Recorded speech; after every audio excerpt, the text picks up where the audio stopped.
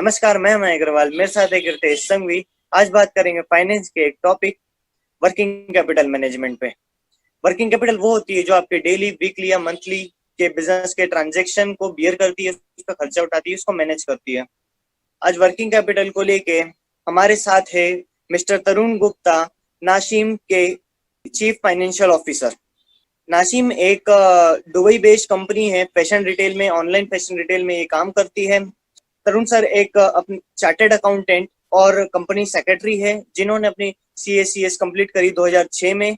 उसके बाद 20 साल का एक्सपीरियंस फाइनेंस में। आज इनसे सीखेंगे वर्किंग कैपिटल की वो स्ट्रेटेजीज जो एक रियल बिजनेस में काम आती है, जो आप भी अप्लाई कर सकते हैं और अपने बिजनेस में बड़ा जे कर्व ला सकते हैं। स्वागत है सर आपका हमारे इस लर्निंग चैनल पे। मेरा नाम तरुण गुप्ता है। मैं बेसिकली एजुकेशन से chartered accountant, company secretary and मैंने ये चार्टर्ड मैनेजमेंट अकाउंटिंग का लंदन से कोर्स किया हुआ है और अराउंड 20 साल का मेरा एक्सपीरियंस है in different industries, different companies and मैंने कुछ टेलीकॉम, ई-कॉमर्स, स्टार्टअप्स और कंसल्टिंग में अपना पूरा का पूरा एक्सपीरियंस गेन किया है। आप एक शॉपकीपर हैं, आपने उस शॉप में एक 10 लाख रुपए का सामान खरीदा। वो 10 लाख का सामान जो था वो 60 दिन की क्रेडिट टर्म पे था और आपने वो 10 लाख का सामान जो था आपने 15 लाख रुपए में और 12 लाख रुपए में 20% प्रॉफिट कमाकर आपने 60 दिनों में बेच दिया। तो आपने क्या किया कि वो पैसा मार्केट से कलेक्ट किया और 10 लाख यहाँ पे दे दिया, तो आपका नेगेटिव वर्किंग कैपिटल हुआ कि आपने जेब से कुछ नहीं लगाया, आपने ट्रेडिंग की और जो पैसा जो आपने कलेक्ट किया वो आपने पे कर दिया। और इसी का दूसरा सिचुएशन लेते हैं कि जब दूसरा बिजनेसमैन है, उसने क्या किया कि 10 लाख का सामान खरीदा, 10 लाख का सामान खरीद के अभी सामान पड़ा है, उसने सारा सामान कैश पे खरीदा था, 10 लाख इमीडिएटली दे दिए क्रेडिटर को, तो वो 10 लाख रुपया उसका लग गया बिजनेस के अंदर। और अब उसको 2 महीने, 3 महीने, 4 महीने वो सामान बेचने में लग गए, तो तब तक उसका पैसा ब्लॉक हो गया बिजनेस के अंदर। और अगर वो सामान नहीं बेच पाया तो प्रॉफिट तो दूर की बात है, उसका वर्किंग कैपिटल और स्टक हो गया। तो these are like may be few basic thing जो आप लोग समझते होंगे। पर क्या होता है कि जब हमारा बिजनेस ग्रोथ पे होता है, जब हमें अच्छा ट्रैक्शन मार्केट से मिल रहा होता है, तो हम जो चीजें मिस कर देते हैं वो है basically collection part, and which I have seen छोटे बिजनेस में नहीं, इनफैक्ट बड़े बड़े बिजनेस में भी ऐसा होता है कि ग्रोथ को देखते हुए आप हमेशा चीजें मिस करना शुरू कर देते हैं।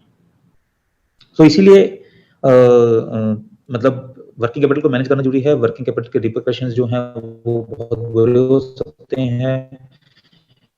It can lead towards the end of the business.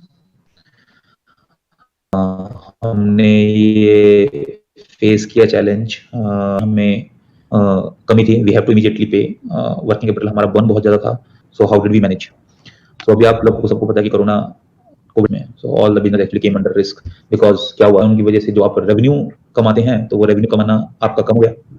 Payment जो थी वो पेमेंट्स आपकी फिक्स्ड हैं, जिनको पैसा लेना वो तो पैसा मांगेंगे आपसे, तो कैश रिक्वायरमेंट आपकी बढ़ गई, रेवेन्यू आपका आ नहीं रहा, अनएक्सपेक्टेड है, आपने प्रोजेक्ट किया था बट वो प्रोजेक्शन गलत चली गई, तो आप ऐसे केस में वर्किंग कैपिटल को कैसे मैनेज करेंगे? तो ऐसी सिचुएशन में as a businessman, as a finance person,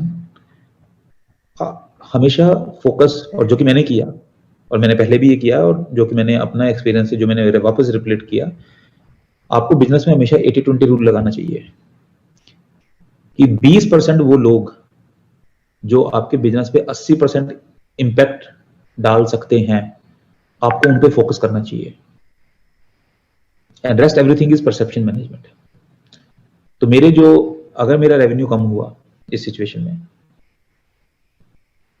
तो मेरे जो क्रेडिटर हैं जिनको मुझे पैसा देना है, जो मेरी लायबिलिटी है, तो मैंने उसमें से 20% टॉप के वो क्रेडिटर उठाए जो मेरे बिजनेस पे 80% का इंपैक्ट डालते हैं।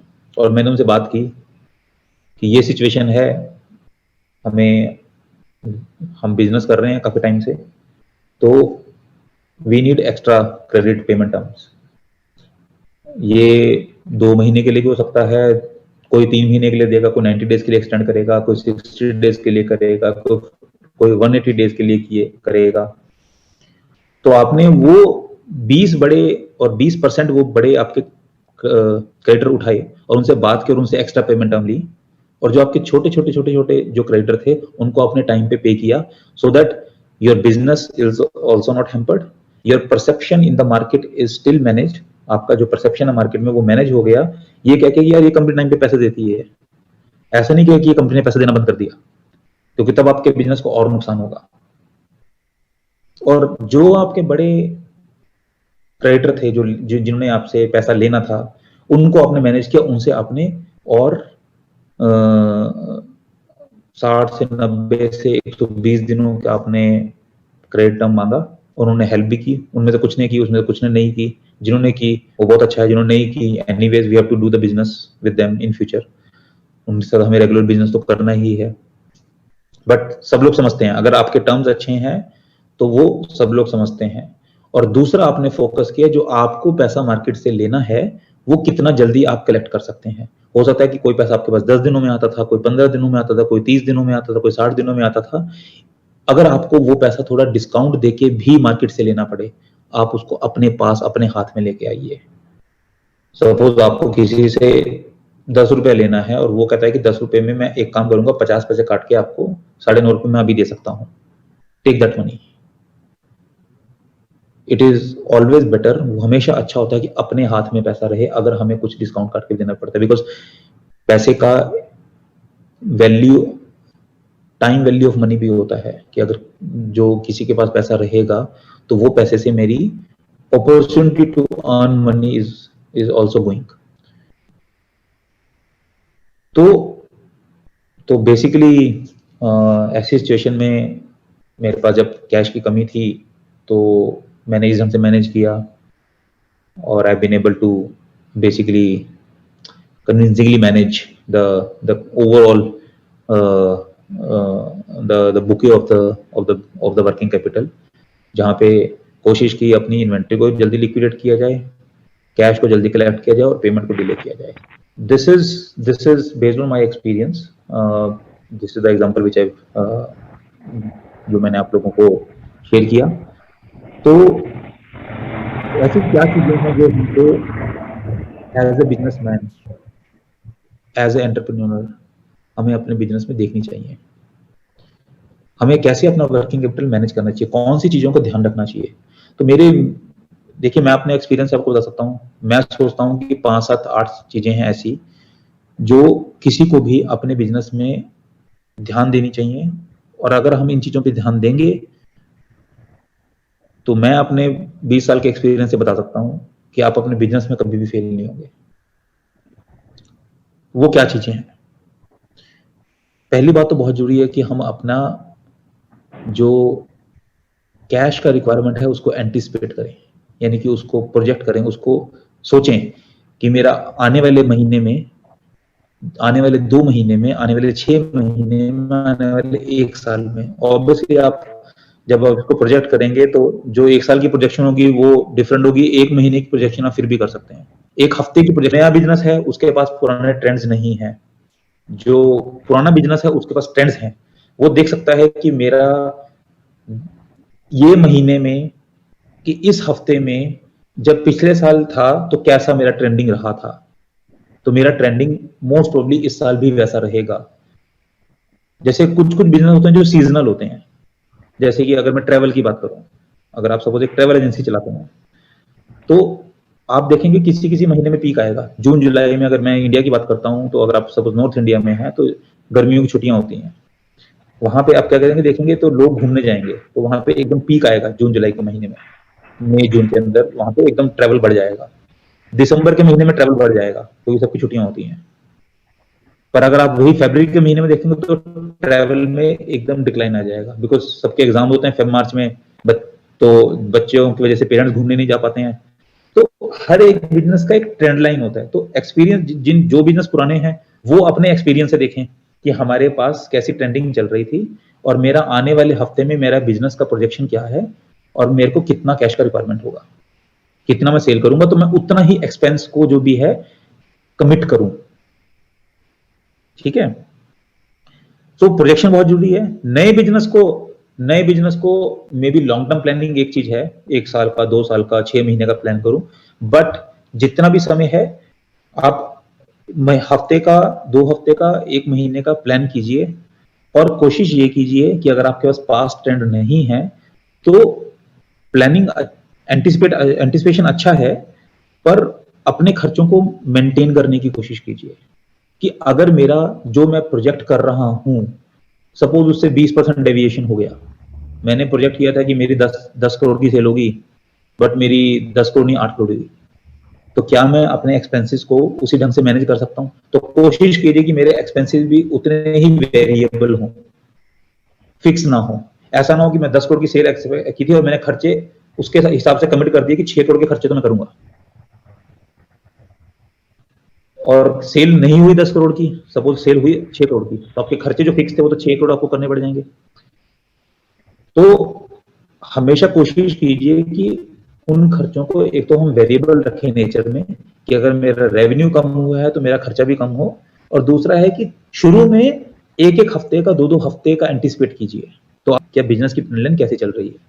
और अगर एक्सपीरियंस बिजनेस है, आपका पुराना बिजनेस है, तो आपको हमेशा पुराने रिकॉर्ड देखने चाहिए।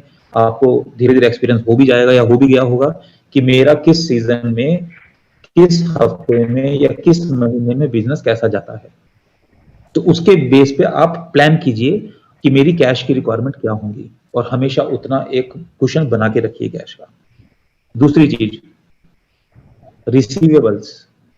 बिजनेस ग्रो करता है, एज अ बिजनेसमैन हम हमेशा भूल जाते हैं रिसीवेबल्स पे ध्यान देना। जो पैसा मार्केट से कलेक्ट करना है वो फोकस के साथ आपको कलेक्ट करना है। अगर आपके सपोज कस्टमर हैं, आपके कस्टमर आपको कहते हैं कि यार आपने 30 दिनों का हमको क्रेडिट दिया था या 60 दिनों का क्रेडिट दिया था, मैं बात में बिलीव करता हूं कि अगर मुझे उस पर 1%, आधा परसेंट, 2%, 5% डिस्काउंट देना पड़े और मुझे अपफ्रंट पैसा मिल जाए, मैं उस चीज में ज्यादा विश्वास करता हूँ। क्योंकि जितना पुराना होगा डेट, उतना रिस्क आपका बिजनेस में बढ़ जाएगा। सपोज आपका कस्टमर है, आपका बिजनेस तो ठीक चल रहा है, उसके बिजनेस में कोई प्रॉब्लम हो गई, तो वो पैसे का रिस्क किसके पास है? पैसा तो आपका है ना। तो कोशिश कीजिए कि जो रिसीवेबल है मार्केट से वो जल्दी से जल्दी कलेक्ट हो सके। And these are like this is not something like, ये सब बहुत ही बेसिक चीजें हैं, बहुत ही बेसिक बिजनेस की जो चीजें होती हैं ना, वो आपको अप्लाई करनी है अपने बिजनेस के अंदर। तीसरा जो है, आपको अपने जो पेबल्स हैं उनको मैनेज करना है। पेबल्स में आप हमेशा कोशिश कीजिए कि जितना मैं लेट पे कर सकूं उतना लेट मैं पे करूं। और suppose like if you are entrepreneur, जो आपने कोई बिजनेस स्टार्ट किया है, सपोज आपने कोई कंपनी ऐसी स्टार्ट की है, कोई नया बिजनेस स्टार्ट किया है, एक तो पेबल है कि जितना लेट पे कर सको, जिस भी जो भी आपका रिलेशनशिप है, जो भी आपका वेंडर है, उससे एक्स्ट्रा पेमेंट टर्म नेगोशिएट करो।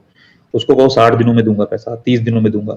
ये नहीं कि उसको निचोड़ना है। मे बी हो सकता है कि आपको एक अगर 5 पैसा 10 पैसा ज्यादा देना पड़ता है, but you get a better payment term कि यार 3 महीने बाद देना पैसा। मे बी मार्केट में एक चीज 10 रुपए की मिल रही है, आपको 10 की जगह 10.5 रुपए मिलती है, बट आपको 3 महीने का एक्स्ट्रा क्रेडिट मिलता है उसकी जगह। बेटर टू टेक इट, कि जितना पेमेंट आप डिले कर सको, क्योंकि आपको पैसा अपनी जेब से नहीं लगाना पड़ेगा। दूसरा चीज जो बिजनेस को देखना चाहिए, वो ये देखना चाहिए कि आपको कौन सी प्रोसेस अपने आप करनी है और कौन सी प्रोसेस आपको आउटसोर्स करनी है। जैसे if I talk about a small business, किसी ने एक बिजनेस सेटअप किया, एक सर्विस कंपनी सेटअप की, तो उसने एक अकाउंट्स डिपार्टमेंट सेटअप किया पेरोल के लिए। सब उसका एसएमई है, 100 लोग आपके पास काम करते हैं, 200 लोग काम करते हैं, तो आपको उनका पेरोल भी मैनेज करना पड़ेगा। आपकी उनकी एचआर एक्टिविटीज भी होंगी, आपकी उस बिजनेस के अंदर आपकी सॉफ्टवेयर की रिक्वायरमेंट्स भी होंगी, छोटे अकाउंट्स मैनेज करने के लिए। तो ये देखिए कि आपको ये इन हाउस करना है या आउटसोर्स करना है। बिकॉज व्हेन यू आउटसोर्स, जब आप किसी और जो एक्सपर्टीज जिनकी बिजनेस में है, सपोज पेरोल मैनेजमेंट है, ठीक है, तो पेरोल मैनेजमेंट के लिए आप क्या कीजिए कि अपना शुरू में इन्वेस्टमेंट करने की बजाय सॉफ्टवेयर में, लोगों में, क्योंकि वो फिक्स एक्सपेंस बन जाएगा। सपोज आपने एक सॉफ्टवेयर लगाया, सॉफ्टवेयर आपको कहेगा कि बॉस आपको 5,000 रुपये महीने का देना है, तो आपका फिक्स एक्सपेंस बन गया 5,000 महीने का। सॉफ्टवेयर आपने 2 लोग हायर कर दिया, अब 2 लोगों की आपको सैलरी देनी ही पड़ेगी, आपका बिजनेस हो चाहे ना हो। कोशिश कीजिए कि उसको आप आउटसोर्स कर सकें। देखिए आपके बिजनेस की प्रोसेसेस कौन सी हैं जो कोर हैं और which can be outsource, which is non core. तो वो जो नॉन कोर वाले हैं उनको आउटसोर्स कीजिए। उसमें क्या होगा कि आप पहले जिस एजेंसी को देंगे वो काम करने को, आप उससे बेटर पेमेंट टर्म नेगोशिएट कर सकते हैं कि 30 दिन, 60 दिन भी आपका ये जो होगा मंथली बिल, आप मेरे को बिल रेज करेंगे, जब मेरे बिल आएगा मैं बिल रेज करने के बाद आपको 60 दिनों बाद पेमेंट करूंगा उसकी। और दूसरी चीज ये है कि आपकी ये वेरिएबल इन नेचर है। व्हेन आई से वेरिएबल इन नेचर, कि कल आपके बिजनेस में अगर कोई डाउन स्ट्रीम आती है तो you can actually go to the agency and you can stop the services, जबकि आपके जो कमिटेड एक्सपेंसेस हैं उसमें आपके लिए मुश्किल हो जाएगा। व्हेन आई से कमिटेड, आपने कोई सॉफ्टवेयर बाय कर लिया, 1 साल का कमिटमेंट है या 2 साल का कमिटमेंट है, आपने लोगों को हायर कर लिया, बड़ा मुश्किल हो जाएगा आपके लिए कि अच्छा, या तो आपको मैं अपने लोगों को निकालता हूं तो फिर कैसे रन होगा प्रोसेसेस। तो ये आपको देखना चाहिए कि मुझे अपने जो हैं पेबल्स जो हैं कैसे मैनेज करने हैं, मुझे इन हाउस करना है, मुझे आउटसोर्स करना है। पेबल जितने हो सके हमें लेट टू लेट करने हैं कि उतना ही हम डिले करके पेमेंट करें। तो ये हमारी सेकंड चीज है। और जिनसे भी हमारे टर्म्स अच्छे हैं, we should always try to manage the payment terms जितने ज्यादा हो सके। कैश अगर आपके पास है, उस कैश को आप कभी भी आइडल मत छोड़िए, इन्वेस्ट कीजिए उसको। आपके बिजनेस के लिए जो कैश रखा है, वॉट एवर, करोड़, 1.5 करोड़, 2 करोड़, 10 लाख, 50 लाख, उस कैश को यूज कीजिए 15 दिन, 20 दिन, 30 दिन। जब आप प्लान बनाएंगे ना कि मेरा कैश का रिक्वायरमेंट इस हफ्ते का इतना है, 1 महीने का इतना है, तो आपको पता चलेगा कि मेरी कलेक्शन तो इतनी होगी, मेरा पेमेंट इतना जाएगा, ये कैश मेरे पास इतना आइडल पड़ा रहेगा। It is always good to have idle cash in your business. हमेशा अच्छा होता है कि आपके बिजनेस में आइडल कैश पड़ा रहे। वो कैश को इन्वेस्ट कीजिए, उस पर इंटरेस्ट जो भी मिले, 1%, 2%, 5%, जो भी इंटरेस्ट मिले कमाइए। और नॉन रिस्क, मैं ये नहीं कहता कि शेयर मार्केट में जाके लगा दीजिए उसे, कैलकुलेटिव रिस्क लीजिए। उस पैसे से जो भी इंटरेस्ट आप अर्न कर सकते हैं, आपको एफडी से करना है, आपको म्यूचुअल फंड से करना है, वहां से इंटरेस्ट उस पर अर्न कीजिए। आजकल तो स्वीप अकाउंट मिलते हैं, ऑटोमेटिकली क्या होगा कि बैंक्स के आप स्वीप अकाउंट खोलेंगे, जो आपका आइडल कैश पड़ा होगा आप उसमें डाल दीजिए। आप एक लिमिट सेट कर दीजिए कि जैसे ही मेरा ओपन कैश सपोज 5 लाख से कम जाता है या 10 लाख से कम जाता है, depending on the business requirement, जो भी आपके बिजनेस की रिक्वायरमेंट है, 10 लाख से कम गया तो वो ऑटोमेटिकली क्या होगा कि जो पैसा डालेंगे वो एफडी में चला जाएगा। जैसे ही आपका बैलेंस 10 लाख से कम होगा, वो एफडी में से उतना अमाउंट निकाल के आपके ओपन अकाउंट में डाल देंगे, बाकी की एफडी पड़ी रहेगी। आपको डे टू डे मैनेज करने की जरूरत भी नहीं है। Invest in those kind of things. So sir, आज आपने जितना भी कहा वो बहुत अच्छा लगा सुनकर, और खासकर इसलिए अच्छा लगा क्योंकि आपने जितनी बातें बोली वो इतनी प्रैक्टिकल है। जो भी हम बिजनेस के बारे में सोचते हैं या करते हैं तो हम इतनी बारीकी से नहीं सोच पाते कि वहाँ क्या प्रॉब्लम आएगी, या ऐसी कोई टेक्निक जैसे आपने बताई, जैसे टाइम वैल्यू ऑफ मनी, कि हमें जितना हो सके उतना कैश या कैपिटल अपने पास लेके रखनी चाहिए, भले डिस्काउंट देना पड़े। या आपने बताया कि जो हमारे पेबल्स है उनको हम जितना हो सके उतना डिले करें। ये जो छोटी छोटी बातें हैं हम सोच नहीं पाते। आपने सबसे शुरू में भी एक बात कही थी कि जैसे हम एंटिसिपेट तो बहुत सारा कर लेते हैं कि कलेक्शन इतना होगा, असल में हो नहीं हो ये भी हम शुरू में नहीं सोचते बिजनेस करने से पहले। तो ये जो आपने बातें कही ये बहुत प्रैक्टिकल है, और यही चीजें हमें स्किल और एक्सपीरियंस सिखाती है। और हमारा जो मकसद है चैनल चालू करने का वो भी यही था कि हम लोगों को ऐसी बारीकियां जो प्रैक्टिकल हो वो सिखा सकते, क्योंकि थ्योरी तो कोई भी कहीं से भी पढ़ सकता है, आजकल इंटरनेट पे सब मौजूद है, लेकिन ये चीजें कोई नहीं सिखा पाता, और ये आप जैसे एक्सपीरियंस लोग ही सिखा सकते हैं sir. So we would like to thank you sir. और हमारी जो ऑडियंस है उन्हें हम कहना चाहते हैं कि हम ऐसी छोटी छोटी स्किल्स थ्योरी बेस्ड भी हमारे सोशल हैंडल्स पर डालते हैं, जिनके हैंडल्स हमने डिस्क्रिप्शन में डाल दिए हैं। और हमारे वीडियोस में या कोई भी टॉपिक को लेकर आपको कोई डिफिकल्टी हो या हमारे वीडियो में कुछ सजेशन देना हो, फीडबैक देना हो, तो एक फीडबैक फॉर्म की लिंक भी हमने डिस्क्रिप्शन में डाल रखी है। तो आप लोग वहां पर जाके हमें सजेस्ट कर सकते हैं, हमें रेटिंग दे सकते हैं हम कितना सही कर रहे हैं। So thank you sir. Thank you. Yeah. Okay. Thanks a lot.